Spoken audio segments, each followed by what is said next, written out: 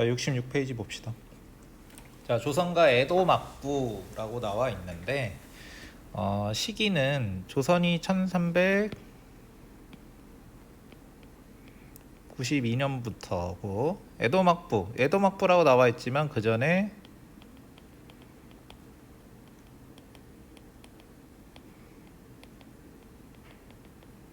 다 들어가는 거예요. 그래서 무로마치 막부가 1336년부터 에도 막부가 1603년에 생겨나고 이렇게 쭉 가기 때문에 시기가 굉장히 넓다고 얘기할 수 있어요. 그러니까 중국으로 따지면 대략 명나라 때부터 청나라 때까지의 시기가 걸쳐 있는 거지. 자, 조선부터 봅시다. 자, 조선은 뭐 성리학 중심 국가였고 세종 때 전성기였고 임진왜란 병자호란 거치니까 임진왜란이 1592년 그리고 1636년 병자호란이 이거는 일본한테 공격받고 여기는 청나라한테 공격받지. 그치? 국가가 어려워졌다. 그리고 조선 후기에는 통신사를 파견했다. 뭐 이런 거, 그지? 실학이 일어났다. 뭐 서민문화, 판소리, 민화가 유행한다. 다른 거는 좀 아무래도 세계사에서 나오는 비중이 적지만 우리나라 역사는 한국사에서 많이 내기 때문에 요 서민문화 같은 경우에는 당시 중국의 서민문화와 일본의 서민문화 혹은 조닌문화와 비교가 필요하기 때문에 알아둘 필요가 있습니다. 뭐 사설시조, 판소리, 민화가 유행하던 시기에 중국에서는 뭐 저번에 얘기했듯이 뭐 연극이라든지 뭐 삼국지라든지 뭐 이런 것들이 유행을 하지. 일본에 대해서는 또 배우게 될 거고. 그래서 요 서민문화 같은 경우에는 동시기에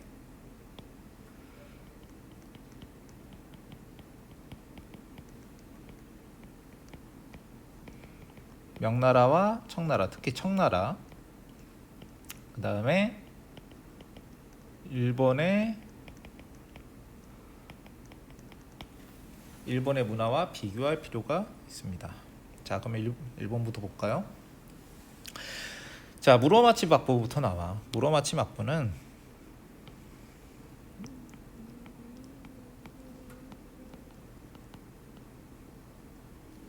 자, 1336년부터 1573년까지 지속됐던 막부인데 무사 정권이지. 그 전에는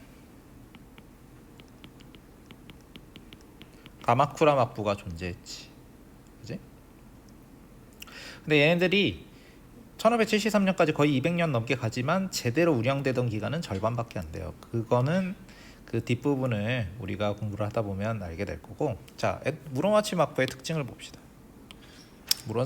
무로마치 막부는 가만무역이라는 걸 했대. 가만무역은 누구랑 했냐면 명나라와 교류하는 거야. 그러니까 무로마치 막부와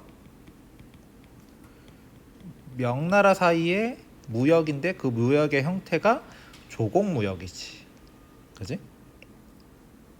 그러니까 일본이 조공무역을 잘 안 하는데 무로마치 막부 시대에는 조공무역을 했다라는 거야. 그 조공무역의 이름이 감합무역이라는 것을 꼭 알아둬야 됩니다. 무로마치 막부에서 가장 중요한 것 중에 하나가 이 감합무역이란 말이야. 왜냐하면 다른 시대는 안 했으니까. 무로마치 막부 시대만의 특징이니까. 자, 그러나 점차 실권은 지방의 다이묘에게 넘어갔다. 다이묘는 지방의 무사 영주를 다이묘라고 불러. 자, 무로마치 막부 시대에는 역시 서민의 성장이 두드러졌다. 비슷한 시기가 명나라기 때문에 우리가 송나라 이후에 중국이 서민 문화가 성장하잖아. 일본이나 우리나라도 마찬가지인 거야. 그래서 서민의 성장이 두드러지면 서민 문화가 나중에 또 발전을 하게 되겠지. 그럼 왜 이렇게 서민의 성장이 두드러졌느냐? 서민이 경제적인 여유가 생기면은 서민 문화가 발전하겠지. 얘네들이 먹고 살기만 바쁘다면 서민 문화가 발전될 여유가 없지만은 중국도 송나라 때 경제가 많이 발전해서 서민 문화 발전하듯이 무로마치 막부도 이 시대에 경제가 많이 발전하는 거야. 그러면 어떻게 발전하느냐? 무로마치 막부 경제만의 특징이 이모작이 전국에 퍼졌다. 그러니까 무로마치 막부는 우선 일본 역사기 때문에 그 전에 배웠던 뭐 가마쿠라 등 일본의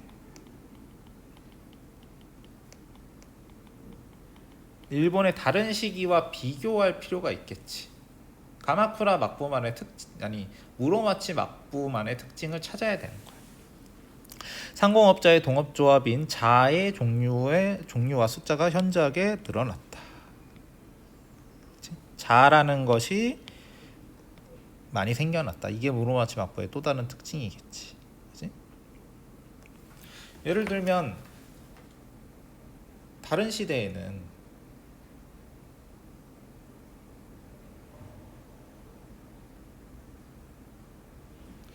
예를 들면 송나라 같은 경우에는 비슷한 게 동업조합 이름이 있는데 행과 작이라고 불렀잖아.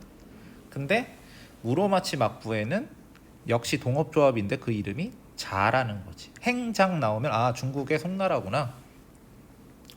그 다음에 뭐 명나라 청나라 때는 동양들끼리 만드는 회관이라는 게 만들어지지. 그런 비슷한 게 무로마치 막부 시대에는 자라는 게 있더라는 거야. 그다음에 화폐 유통과 원거리 상업도 발달했다. 그치? 뭐 원거리 상업이라고 하면 국내에서도 마찬가지고, 그치? 이런 조공무역도 해당이 될 수 있겠고. 그리고 일본의 전통 문화를 대표하는 다도와 꽃꽂이도 이 시기에 기초가 다져졌다. 일본 애들 녹차 그렇게 많이 마신단 말이야. 그런 것들이 이제 이 당시에 생기게 되고, 또 일본에서 유행한 게 뭐 꽃꽂이 뭐 이런 것들도 무로마치 막부 시대, 우리가 일본적이다라고 생각하는 것 중에 다도와 꽃꽂이가 있는데 이게 무로마치 막부 시대에 발달했다는 거지. 자, 근데 이 무로마치 막부가 어떻게 쇠퇴하게 되느냐? 자, 쇼군의 후계자 자리를 둘러싼 분쟁이 일어난대. 이것을 뭐라고 부르냐면 온인의 난이라고 불러. 1467년부터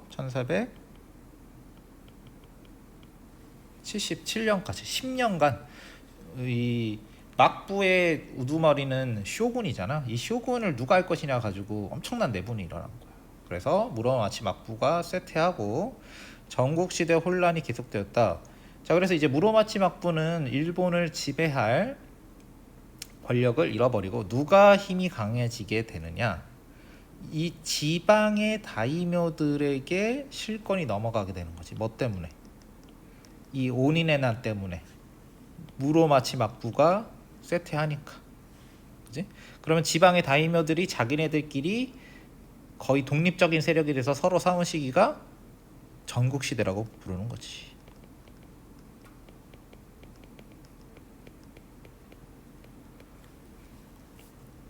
자, 근데 이 혼란을 수습하는 사람이 나타나겠지. 첫 번째 오다 노부나가라는 사람이 나타나서 거의 수습을 했는데 이 사람은 부하의 배신으로 죽고, 그 사람의 부하였던 배신한 사람은 아니야. 그래서 그 뒤를 이은 도요토미 히데요시가 전국 시대를 통일하지.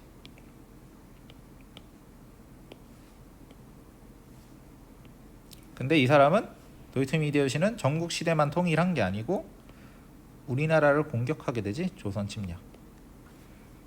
이게 임진왜란.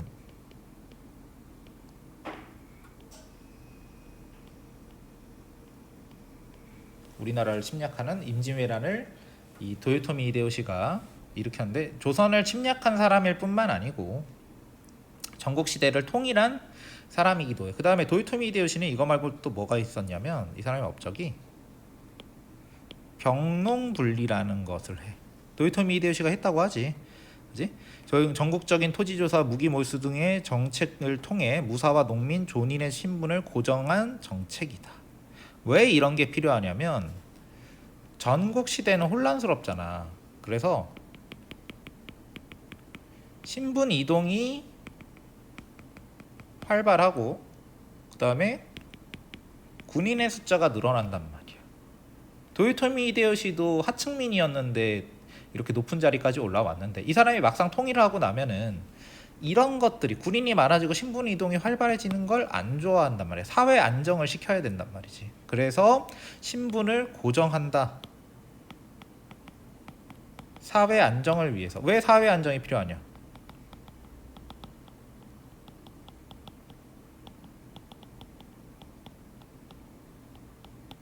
일본을 통일했기 때문이지. 그지?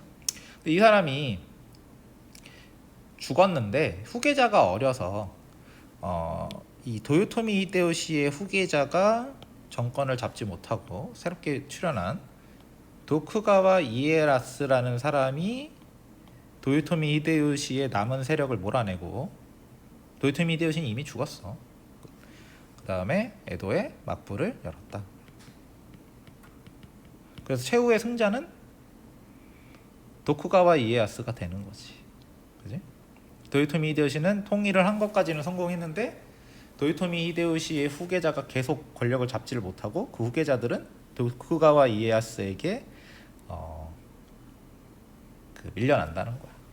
그치? 1603년. 자, 그럼 에도 시대에 대해서, 에도 막부 시대에 대해서 이제 들어가게 되는데, 자, 에도 시대의 쇼군은 중앙과 직할지를 지배하였고, 여기서 말하는 중앙이라고 하면 쇼군이 있는 도쿄와 천황이 있는 교토 뭐 등등 지방을 이야기해. 지방의 다이묘들은 번이라고 불리는 영지에 대한 지배권을 인정받았다. 이 막부, 그치? 도요토미 히데요시 아니 도쿠가와 이에야스가 세운 에도 막부와 번으로 구성된 이 사람들은 다이묘들이지. 이 시기에 일본의 지배 체제를 막번 체제라고 부른다. 그러면 지금 세 번째 막부지. 가마쿠라 막부, 무로마치 막부, 에도 막부인데 에도 막부의 특징은 이 막번 체제라고 얘기할 수 있지. 그 전에는 이런 체제라고 얘기하잖아. 근데 막번 체제 이러면 에도 막부구나. 도쿠가와 이에야스가 세운 이 에도 막부의 아주 특징적인 제도구나라고 생각을 하면 돼. 그러면 막부에서 생각하는 건 뭐겠어? 다이묘들에게 영지에 대한 지배권은 인정해 줬지만 얘네들이 너무 크는 거는 바라지 않을 거 아니야. 그래서 다이묘들을 통제하는 데 엄청난 신경을 써. 법규를 엄격하게 만들고 산킹고타이 제도라는 것을 만들어서 다이묘들을 통제하는 거지. 이 법규의 이름은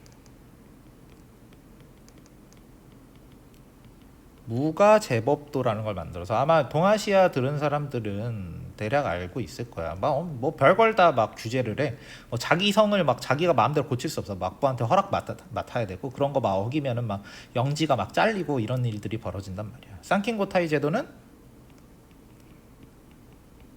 다이묘를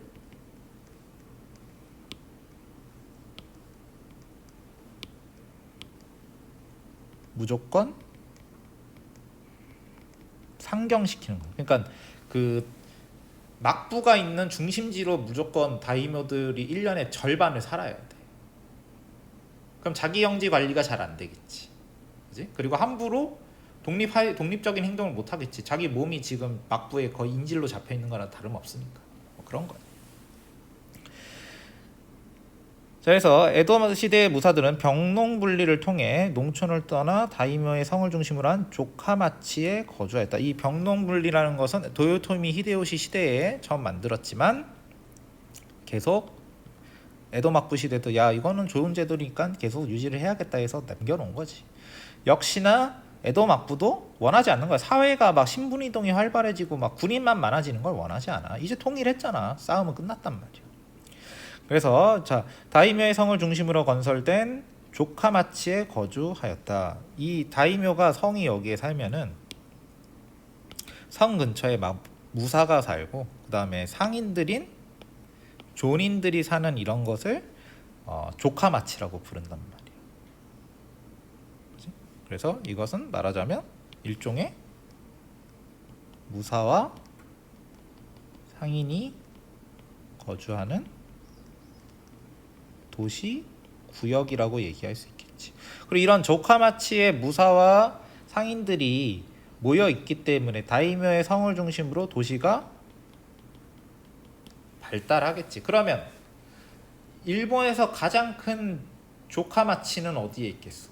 당연히 에도 막부의 본거지겠지.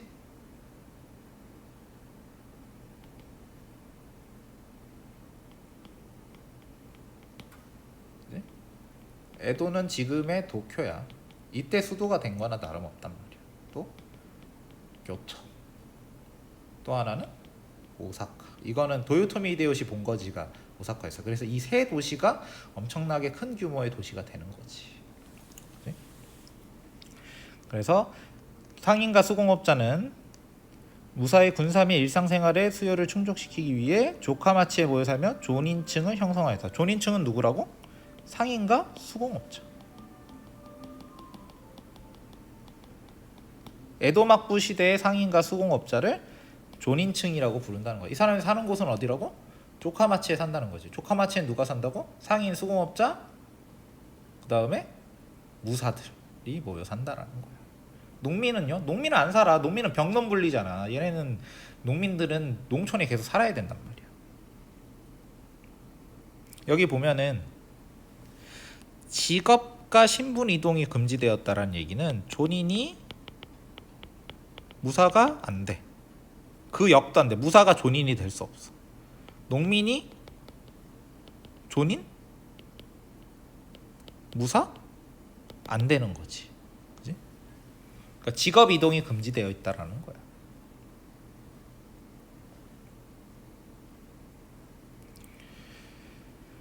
자, 다음에 에도 막부의 대외 교류를 한번 봅시다. 자, 16세기경부터 서양 상인이 동아시아에 진출해서 일본의 해외 진출이 활발해졌다. 자, 그래서 처음에는 휴인장이라는 걸 줘서 무역을 진흥시켰대. 휴인장 무역이라는 걸 했다는 거야. 처음에는 허가증을 줘서 무역을 시켰다는 거지. 에도 막부가. 이게 얼마나 가냐면 에도 막부가 1603년에 만들어졌는데 1604년부터 1635년까지는 무역을 진행시키는 허가증을 줘서 무역을 진행시키는 방식을 썼다라는 거지. 그래서 외국 사람들도 일본에 많이 들어오고 일본인들도 외국에 많이 진출해서 동남아시아 각지에 일본인 마을이 생겨나기도 했다. 그래서 여러분들 막 베트남의 다낭에 요새 막 많이 가는데 다낭에 가면 일본 사람들이 옛날에 막 17세기에 막 다리를 세운 유적이 있어. 그런 것만 봐도 당시 일본인들이 막 동남아시아 등지로 많이 진출을 했다라는 거지. 서양인들이나 뭐 외국 상인들도 일본에 많이 들어왔을 거고. 자, 그런데 에도 막부가 방식을 바꾼다.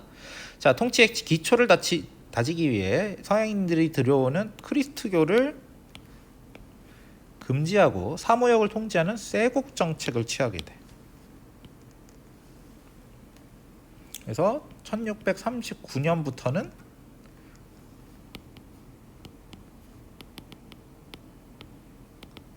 외국과의 무역을 제한시킨단 말이야. 그치? 아주 제한을 시켜. 뭐 예외만 있어. 뭐 네덜란드인한테는 나가사키만 개방하는 거야. 그치?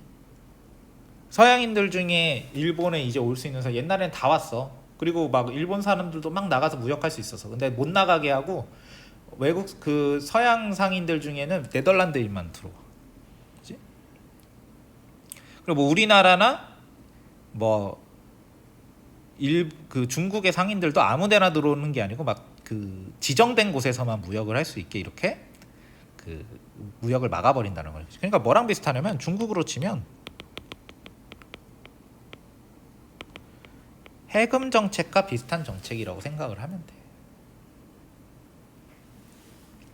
자, 그래서 네덜란드인한테만 열었는데 그러다 보니까 서양의 문물이 네덜란드를 통해서 어쨌든 들어오긴 한단 말이지, 일본 입장에서는. 그래서 서양의 의학, 천문학, 조선술과 같은 학문이 일본에 들어오는데 이게 네덜란드한테 들어왔다 해서 난학이라고 부른다. 그러니까 닫긴 닫았는데 완전 다 닫은 건 아닌 거야. 네덜란드인한테는 열었으니까. 그래서 이렇게 서양의 막 뭐 해부학 서적 이런 것들이 들어오는데 이런 게 다 결국에는 서양 해부학 서적이 누구한테 들어왔겠어?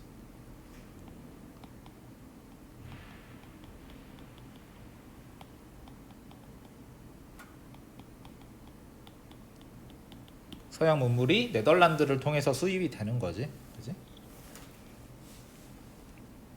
자, 그다음에 에도 막부 시대의 또 문화를 봅시다. 자, 에도 시대에는 개간 사업 경지가 확대되고 농기구와 시리법들이 개량되어 농업이 뭐 발달. 농업은 계속 발전하는 거지, 그렇지? 그래서 농업 생산이 증대되고 각지에서 상품 작물이 재배되었는데, 자, 막번 체제 정비와 함께 전국에 도로망이 정비되었다. 자, 이런 도로망이 정비된 것은 무슨 이유 때문이냐면 요 이유 때문이.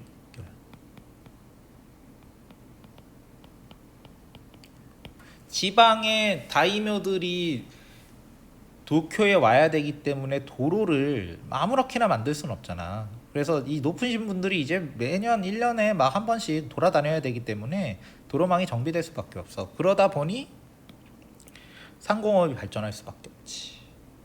그치? 왜냐면 막 물건 갖다 줘야 되잖아. 수송도 해야 되고. 그리고 막 그 도쿄에 모여 사는 그 다이묘들이 돈이 많으니까 막 이것저것 물건 살 거 아니야? 그럼 그 물건을 파는 뭐 상공업이 발전할 수밖에 없는 거지. 그래서 그에 따라 각지의 도시가 발달하였다.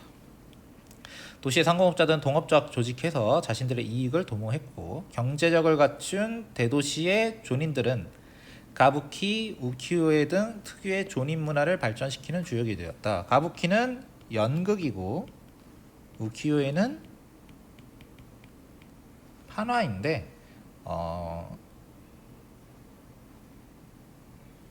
이런 그 얼굴을 하얗게 분칠을 하고 연극을 하는 것을 가부키라고 부르고, 우키요에는 이런 그 일본틱한 그림 있잖아. 이게 판화야. 그치? 이런 그림들이 이제 이 시대에 발전을 한다는 거지.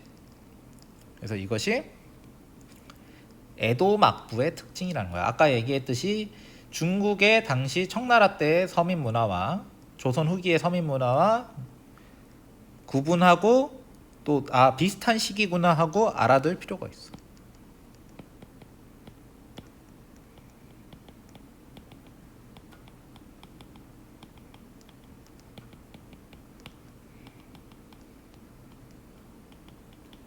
비슷한 시기에 중국 조선의 서민 문화, 중국 계속 얘기하지만 뭐 경극 뭐 이런 것들이 발전하고, 그지? 뭐 삼국지 같은 소설도 유행하고, 홍루몽 같은 소설도 유행하고, 조선은 뭐 판소리, 뭐 탈춤 이런 것들이 유행하다라는 거지.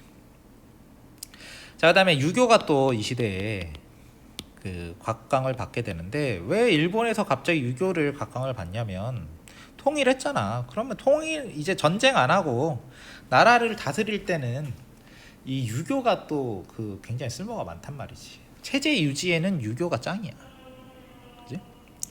그래서 처음엔 성리학을 그 중시했는데 동시에 양명학도 성행을 한다. 양명학은 중국에서는 명나라 때 유행을 하지. 근데 양명학이 성리학을 공격하는 거잖아. 그지? 그러다 보니까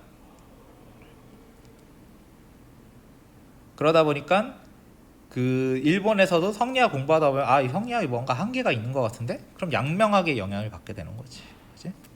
그 다음에 18세기 후반에는 중국 거 공부해서 뭐하냐, 우리 일본의 정신으로 돌아가야 된다. 그래서 국학운동이라는 것도 일으킨다. 그치? 그래서 이 국학자들 가운데는 이제 일본이 일본의 전통을 중시하다 보면 일본이 짱이다 이런 식으로도 가겠지. 그래서 신도와 천황의 존엄을 주장하는 사람들이 나왔다. 천황의 존엄을 주장하면은 천황이 중요한데 천황이 실권이 없잖아. 그럼 이게 뭐 때문이냐? 막부 때문이다. 에도 막부 때문이다. 얘네들 몰아내야 된다. 그래서 막부를 타도해야 된다. 그래서 조랑양이 운동에 커다란 영향을 미쳤다라는 얘기까지 나오는 겁니다. 그래서 영양기록이 보면은 조선이 통치 이념으로 사상 성리학이지. 한중일 모두 통치 이념은 성리학으로 가는 거야 이 시대에는. 그 다음에 에도 시대의 무사들이 도시에 거주하게 된 까닭은 무엇인가? 병농 분리 때문이지. 따로 살라는 얘기야. 무사와 농민은 섞일 수 없어. 이동 안 돼.